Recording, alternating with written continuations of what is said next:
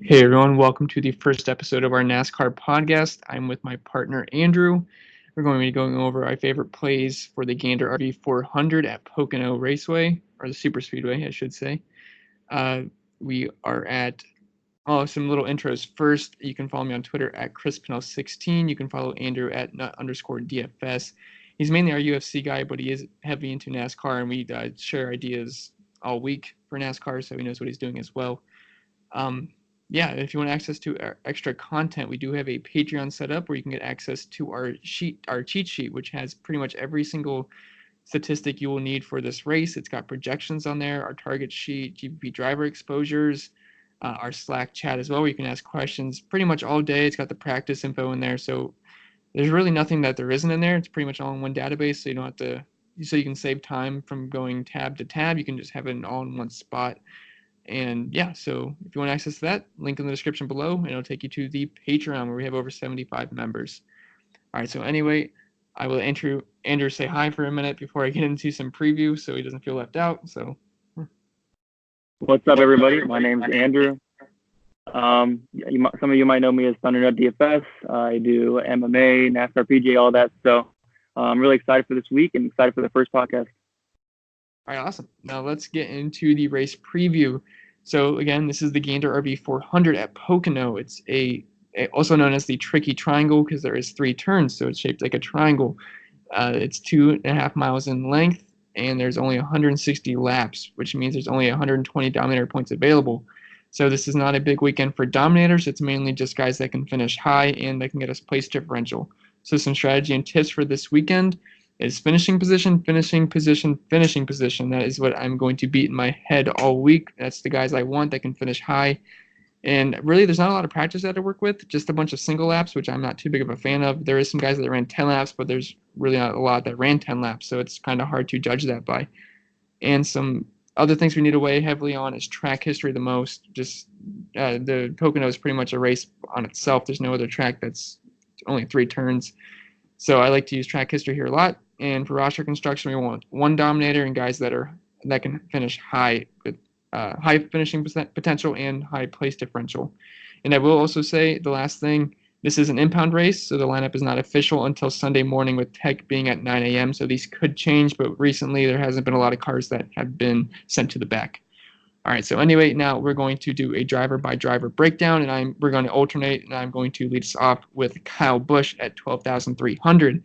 He qualified 7th, and really, he's the number 1 play on the board. There's no getting around it. The price tag is absolutely, it's hefty, and it's going to be hard to get all the guys we want in our lineups, but I do think Kyle Busch is a core play for me. He does offer us place differential upside, and he's averaging 20 more points per race than any other driver at 77.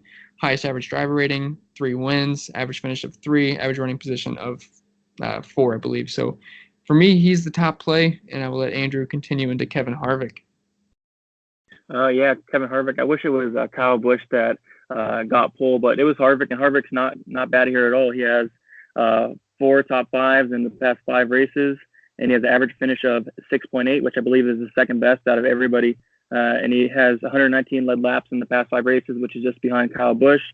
So he does have 0 wins in the last 37 races his whole career, which is pretty crazy. So he might get a win, but Dominator points aren't as important this week, but he still is a good play regardless, so I'll be playing him a little bit. But I do like Kyle Busch a lot more.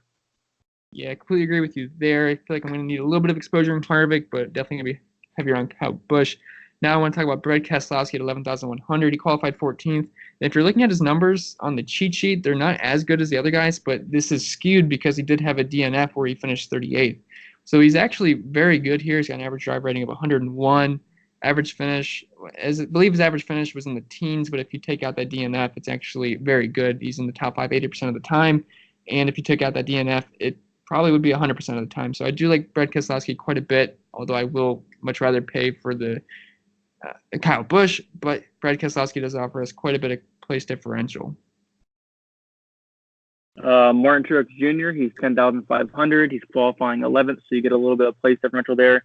He's not bad here. He has 2 top 5s in the past 5 races, along with a win, and he does have 3 top 10s in the past 5 races and an average finish of 12. I believe his engine blew up the last race, so it can be a little it could be a little better, but he did blow up last race. I don't mind him at all. He's not bad here. He's 10,500, so he's the cheapest out of the top four. So I'd have him in a little bit of lineups. But I do like Kyle Busch and Harvick a little bit more, and Kez. But Trix is a good play as well, though. Yeah, I agree with you there. Denny Hamlin, I'm going to keep this short. He's someone I'm not playing this week. He's too expensive in my opinion. He qualified 12th, average finish of 13. To me, not that worth it. He is in the top 10 60% of the time, though, but I'm going to want to pay down for a couple of other guys. So I'll let you get into Joey Logano now. Yeah, Joey Logano, he's 9,800. That price is a little bit intriguing. If he wasn't starting second and his history is so poor.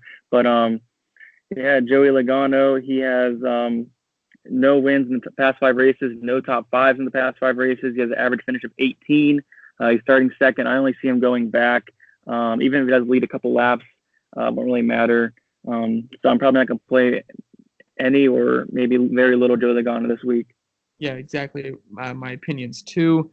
Now, next guy I want to talk about is Chase Elliott, and he's actually one of my favorite plays of the entire weekend. He is 9,500, starting 23rd, and I just can't pass this up. He was in the winning lineup last race in June, and he's averaging 45 DraftKings points per race here. Average driver 103, average finish of 7.8. He's in the top 10 100% of the time in the past 5 races. So really, there's not much else I can say about Chase Elliott. He's a fantastic play this week, and if you can fit him in with Kyle Busch, that's the way I'd want to start my lineups this weekend. Yeah, I love Elliott a lot. Next we got Alex Bowman. He's 9,300, so it looks like his price bumped up a little bit. He's qualifying 15th. Yeah, he has 3 races here in the past 2 years. He has a top 5, 2 top 10s, and 4 top 20s with the average finish of 15. So, I mean, it's not the best play out there. I think he can do a lot better. At 9,300, I'd rather look elsewhere. If he was a little bit cheaper, I'd maybe think about it, but I probably have very little of him. Yeah, I agree. I think he's overpriced. Ryan Blaney, 9,100. See, I'd rather play Ryan Blaney, saving 200 here. He's starting 20th. He is averaging 33 points per race here, which, I mean, it's not crazy, but now he's qualifying 20th, so I'm gonna assume that's gonna go up if he has a good race here, which I think he does. Average finish of 12. He does have a win here as well. He's in the top 10 40% of the time. So I do like Ryan Blaney quite a bit. He is in the top 15 80% of the time. So chances are he's going to finish above where he's starting. It is a little expensive for him, but definitely don't mind him. All right. Next we got Clint Boyer. He's starting 16th, so you get a little bit of place differential there. Boyer has a top 5 in the past 5 races. He has 2 top 10s in the past 5 races, an average finish of 11. So even if he gets like that top 10 at 8,900, that's not a bad play. But I think he has like top 5 upside, maybe even better than that. So I like Boyer a lot. I'll be playing a good amount of him. Yeah, same here. Kurt Busch, someone I'm not on this week. I'm going to keep this short. He qualified too high for me. It's pretty much what he's been doing all year besides the beginning of the season where he quit qualifying in the back. But now starting 9th and an average finish of 11 here. I mean, he's a good driver. I can see him finishing around where he's starting, but in my opinion, I'm just not paying 8,700 for someone where he's pretty much starting where he's going to finish. Yeah, exactly. Next we got Kyle Larson, 8,500, starting 29th. I was a little upset when I seen it was him that was starting this far back. So we pretty much got to play him a little bit. In the past 5 races, he has a top 5, 2 top 10s, 2 top 20s with an average finish of 18, which is not something you'd like to see, but he is starting 29th. So even if he does get that 18th finish, you get a couple place temperature points there. He is 8,500, so that's pretty cheap. So I like him quite a bit at 29.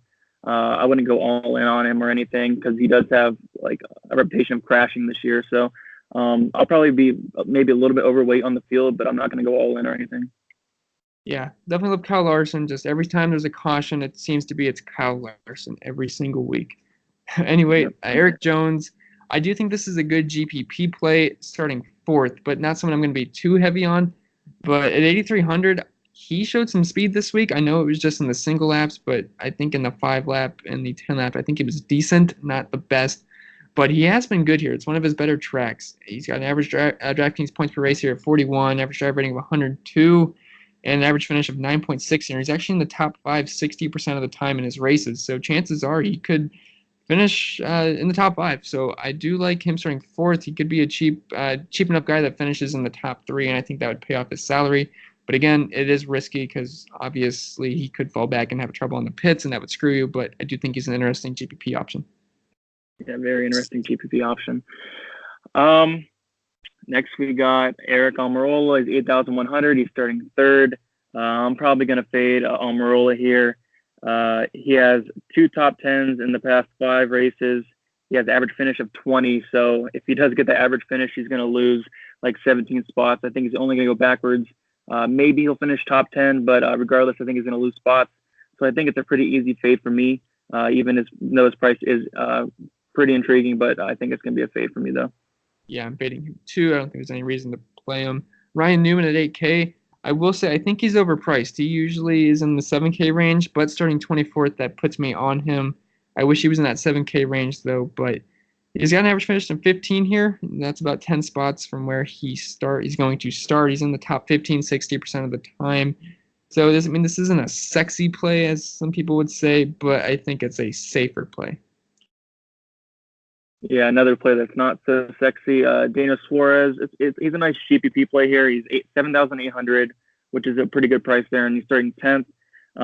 He had a really good practice 1, finished first in practice 1, but not so good in practice 2 at the 16th. But he does have an average finish here of 11.2, so maybe he can finish around where he starts. And for 7,800, maybe that will pay off his price tag.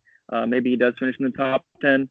He does have a top 5 here in the past 5 years, so I think he does have some top 10 upside here. So he's a nice GPP play, kind of sneaky.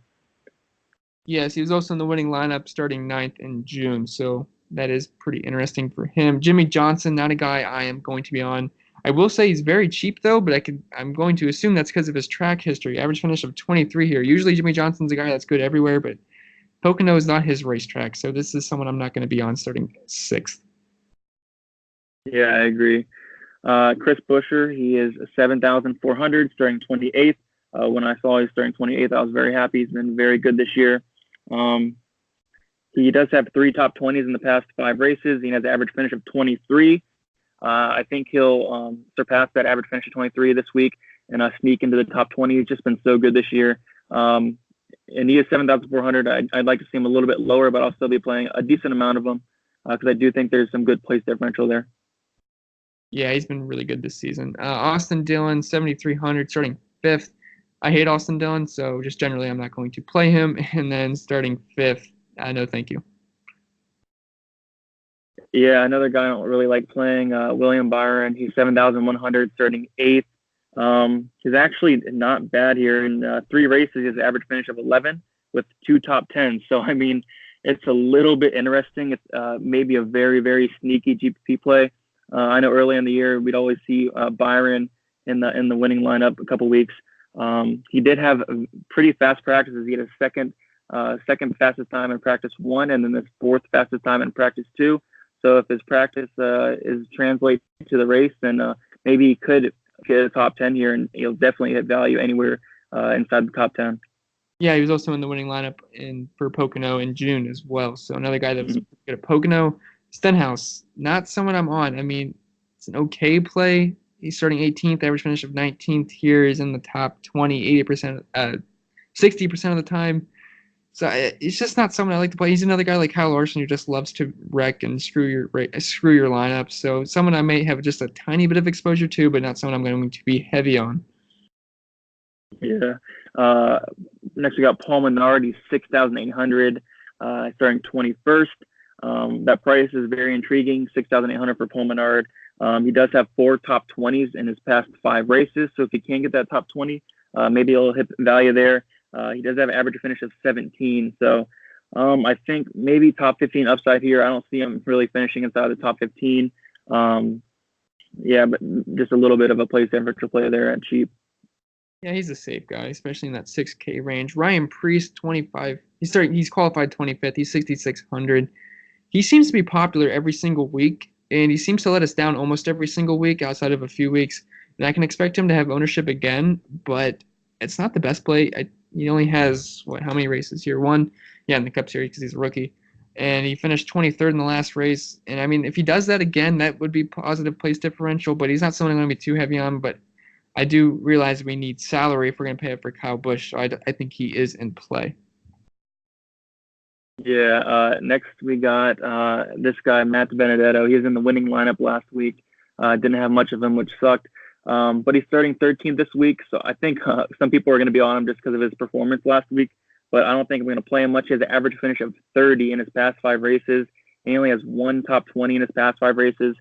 So I honestly think he's only going to go back here, maybe finish in the 20s. So I'm probably not going to play many of them, maybe a couple, because I know he does have that ability to finish in the top 10. He's been very good this year, but yeah, I don't really like him this week. Yeah, that better equipment this year has treated him well, but 13th, I'm with you. It's too high up. Probably burn us again just because that's how it goes. And then Daniel Hemrick, 6,300, starting 22nd. Only one race here, but he was fantastic in that last Pocono race. He finished 13th. He was also in the winning lineup in June. And yeah, he's very good. He scored 45 points that race, and like I said, finished 13th. So I do think he's an interesting play at 6,300. Starting 22nd, though, not my favorite thing, but he has shown speed this season. It's just a matter if he can put a full race together. True. Next we got Bubba Wallace. He's 6,200. He's starting 26th. In 4 races here in the past 5 years, he has an average finish of 29, and he has no top 20. So I don't really think there's upside here. Starting 26th. I'd rather play the guy below him, Ty Dillon. So I'm probably going to honestly fade Bubba Wallace or have very, very little of him. I just don't think he's that good this year. And I don't think there's much upside starting 26th. Maybe he'll finish like low 20s at the best. Yeah, and I thought you're right about Ty Dillon. I love Ty Dillon this week. He's my favorite cheap guy. I'm going to be very heavy on him, as I know a lot of people probably will. I can expect him probably to be the highest owned cheap driver by far. Starting 32nd, he's only 6K, and he's actually not a trash driver like most of these guys down here, like LaJoy and Chastain, McDowell, Matt Tifft. Dillon's a better driver. He's got better equipment, and starting 32nd, average finish of 21 here. I just think there's can only go up from here, and I do think he's a very good play. Yes, I love Ty Dillon. And now we got Matt Tifft. He's 5,800. He's starting 27th. I'd honestly rather just play Ty Dillon. Tifft has one race here in the past 2 years. He finished 33rd. He's starting 27th. I'd rather just play Ty Dillon and fade Tifft. Yeah, I'm there with you. Michael McDowell, I think he's somewhat interesting, starting 57 at 5,700, starting 17th. Initially, I saw his qualifying, and I'm like, probably not. Then I'm looking at his numbers, and he's actually not half bad here. He's averaging 25 points per race here with an average finish of 19. So if he can finish right around where he qualified, or maybe even lose a couple spots at 5,700, if he can top 20, I think that's worth the price of admission there. Yeah, for sure. Ross Chastain, he's 5,500, starting 35th. I think this is actually not a bad play at all, starting 35th. If he does finish anywhere in the 20s, he'll probably hit value there. He does have an average finish of 29 in 3 races here. So, I mean, it's definitely possible if he does get the average finish. That's 6 place differential points. He's 5,500. Definitely don't think he's an awful play. Yeah, I agree. Did you want to talk about any of these other drivers, or are they on your player? No, none of them. After that, I will say I have one punt play, and it's really gross, but if you absolutely need the salary, want to fit in 2 studs, Quinn Huff is 5K, starting 37th, and it's only one race here, but he did finish 29th in that last race. So if you can get lucky and get Quinn Huff in there and get 2 studs, that might be a way to get in the win a GPP. And I believe Huff was in the winning GPP lineup a couple weeks ago, so who knows? Could be interesting, but obviously a ton of risk there.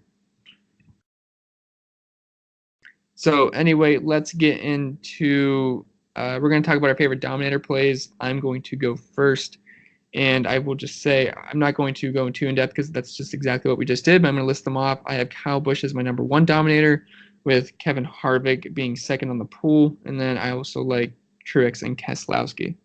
And what about you? My favorite dominators, for sure, I'm going to go Kyle Busch, number 1. Give me Harvick, number 2, and then Keselowski, number 3. All right. Do you have any interesting Truex at all as a dominator, or someone you're going to be underweight on? I'll be probably a little bit underweight, but I'm going to play some of them.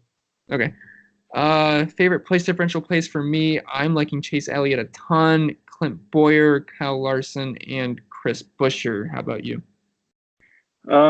Yeah, Kyle Larson's probably my favorite, starting 29th. Chase Elliott for sure. He's just 9,500, so hopefully we can fit him in a lot of lineups there. Ryan Blaney, and I do like Busher and Newman as well. Yep, I'm right there with you. Favorite cheap guys for me, probably going to be the same as yours, but I'm liking Ty Dillon, Daniel Hemrick, and Ross Chastain at the moment. Yeah, same for me. All right, perfect. Let's see. Whoa, that's going to scare someone. Any fades? I got probably going to be fading Joey Logano. I mean, I could burn me and it gets up front, lead some laps, but with the way this track is, Dominator points aren't going to kill you per se. And if you just look at his track history, someone I'm going to be too heavy on. I'm also probably going to be fading Almirola and Austin Dillon starting 5th. Yeah, I'm with you. I'm going to fade probably Joey Logano, Almirola, Austin Dillon, maybe even Jimmy Johnson, and probably DiBenedetto. Yeah, I should have said Jimmy Johnson too. Let's see, what's next? So is there any low-owned GPP guys we like? Me, myself, I think Eric Jones is somewhat of an interesting option, but my favorite GPP guy is Daniel Suarez starting 10th. What about you? My favorite is definitely Suarez, and then second favorite is Jones, so about the same. Yeah, I don't mind Jones either. I also think William Byron is interesting. Let's see. Roster construction, I'm thinking of just going one main dominator like Kyle Busch, because I don't think we're going to be able to fit in Kyle Busch and like Brad Keselowski in a lineup unless we get 2 punts, which might be viable, but I think that limits our upside because you never know with 2 punt guys. So I'm thinking maybe Kyle Busch, hopefully Elliott, but then if we can't get up to Elliott, I'm liking that Clint Boyer, Kyle Larson, Ryan Newman range, and then get a punt guy like Ty Dillon and then fill him out with the 6K. What are you thinking? Are you thinking the same way, or are you trying to get 2 studs up in there? I think it's going to be impossible to get 2 studs. I tried putting Kyle Busch and Harvick into a lineup, and it was just awful. Had to use like 2 scrubs. So I'm probably going to go the same way as you and use that strategy as well. Yeah, it's probably going to be the way to go. And if you had to pick your race winner for this race, who would it be? I'm going to say Kyle Busch. He has 3 wins in his past 5 races. I think he's definitely the favorite to win, and as he should be. Yeah, I couldn't say it better myself. If I had to pick a contrarian option, I will say Eric Jones just to be weird. All right, but I do think it would be Kyle Busch. And that's going to be it for this podcast. Like I said, if you want access to our extra content, it is available on Patreon in the link in the description below. You can follow me on Twitter at ChrisPinell16. You can follow Andrew at @_DFS. I hope this podcast was helpful. It's our first one we've done, so let us know how we did. And before we get out of here, if Andrew wants to say anything, I will let him do that now. Yeah, guys, check out Patreon. It's a very good deal. Lots of great stuff on there. Chris puts in a lot of work, and it's very useful. I use it every week. So make sure you guys check that out. And I'm very excited. Hopefully there's more podcasts to come in the future. And let's kill this week. Yep.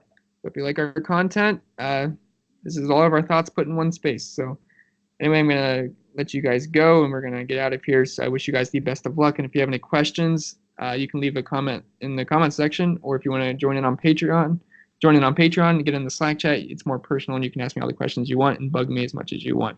All right, anyway, we're going to be out of here. Best of luck to you at Pocono.